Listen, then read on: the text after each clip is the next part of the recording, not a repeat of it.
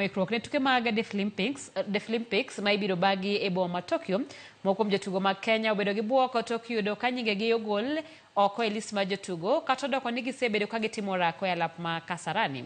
Kane oloso gi Ramogi TV, Elisha Osoma mane ong'ado tiko ng'weye mag mita 100 gi 200 olero ni e kinde mane gidhi manyo obok manyien mag donjo e piny Japan ne onyisgi ni nyinggi onge listi.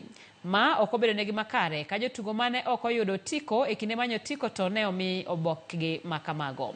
Magi duto pok otimnegi gi jotelo mag riwruok matayo tukegi ka koro gikwayo sirikal kokalo e migawo mar weche tuke mondo konygi yudo ratichgi kapok jotugo wuok e pacho ka dhi Japan chieng' Tich Ariyo juma mabiro.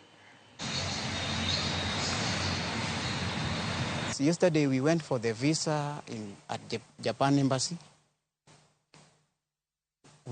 That is the place where we were shocked that we are not qualified to get visa.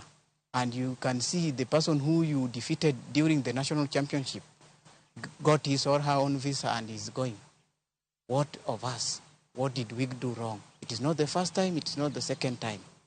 We have been oppressed and many people are using advantage of our disadvantages.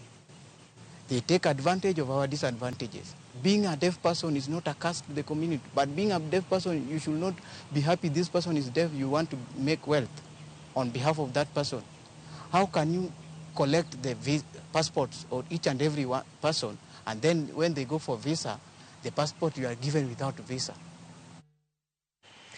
Ikruok mar piem mag tielo mar adek mag Chepsaita dhi nyime karo chakora yanga e kaunti ma Uasin Gishu.